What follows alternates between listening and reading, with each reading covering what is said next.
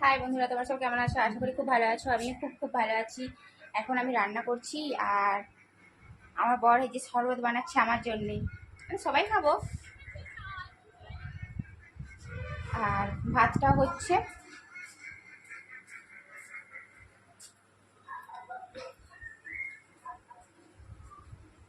চলুন তাহলে। অনেকদিন পর মুরগিগুলো খুব কষ্টে জোগাড় করেছি। এখন যদি এইগুলো না খাইতে পারি আমার জীবনটাই দেবো। নিজেদের খাইয়া মানুষের মনে করছি। আর আপনারা তো জানেন এখানে করি। আর আমার ছেলে টিভি দেখছে।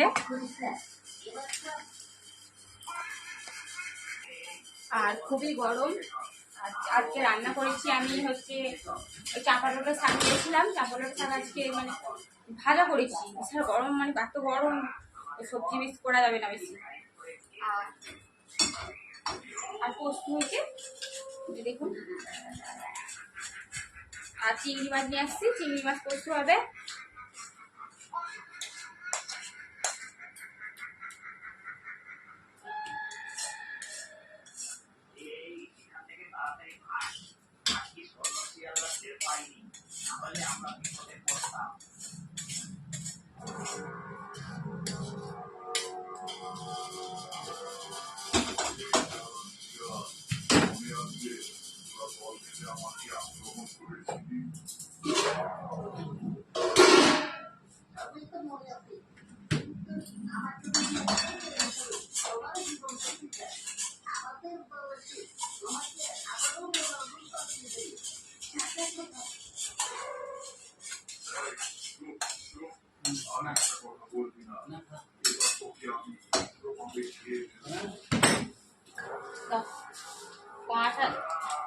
কড়াটা ধুয়ে নিয়েছি।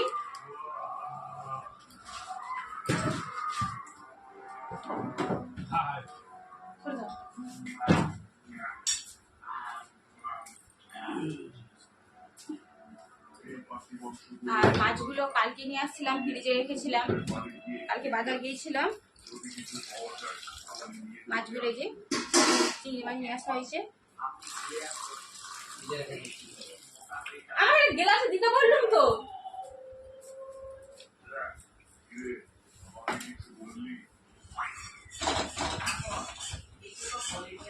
কড়াটা ধুয়ে নিচ্ছি, নাহলে মাছটা বসে যাবে কড়ায়।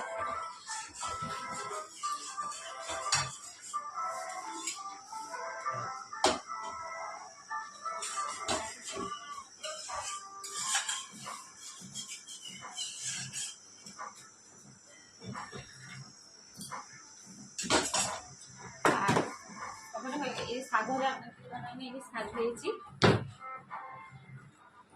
আর ভাতটা ওখানে হচ্ছে, দেখলে এবার মাছটা ভাজবো, দেখতে থাকুন।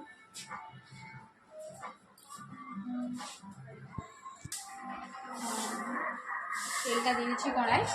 তারপর মাছটা ভাজবো, মানে কড়াটা একটু গরম হোক।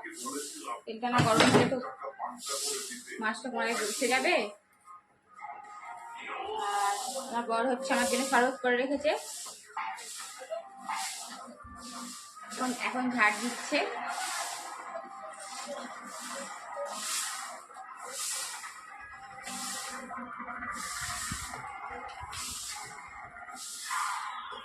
প্রচুর কাজ করে আমার, প্রচুর কাজ করে দেয়।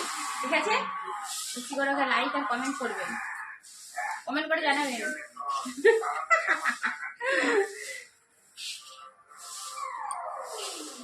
দালানটা সাথে বসে আমি রান্না করতে বসেছি, করলাম ওদের দিয়ে। ফোন এসে তখন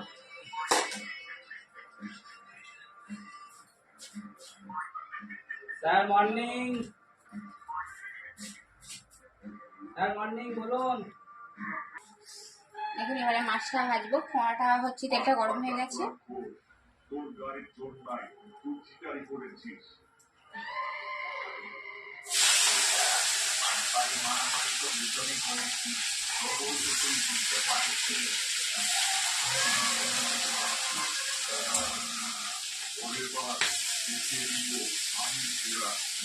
ভিডিওটা শেষ পর্যন্ত দেখবেন আর লাইক আর কমেন্ট করবেন।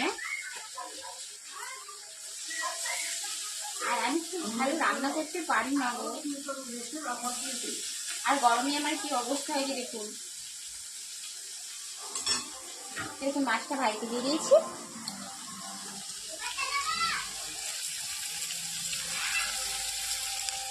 না এখনো আসেনি মাছটা মানে ভাজার পর। আর এই যে মশলা করে রেখেছি, এখানে মশলা আছে তোমার কাঁচা লঙ্কা আর পেঁয়াজ একটা আর পোস্ত দিয়ে মানে একটা মশলা করেছি, আর হলুদ লঙ্কা গুঁড়ো দিয়েছি। কাঁচা লঙ্কা দিলেও আমি লঙ্কা গুঁড়ো আমাকে দিতেই হবে। দিয়ে এই যে মানে চিংড়ি পোস্তর মতো একটু করবো। আর ডাল করবো না আজকে, এত গরমে অত মানে সবজি ভালো লাগে না খেতে।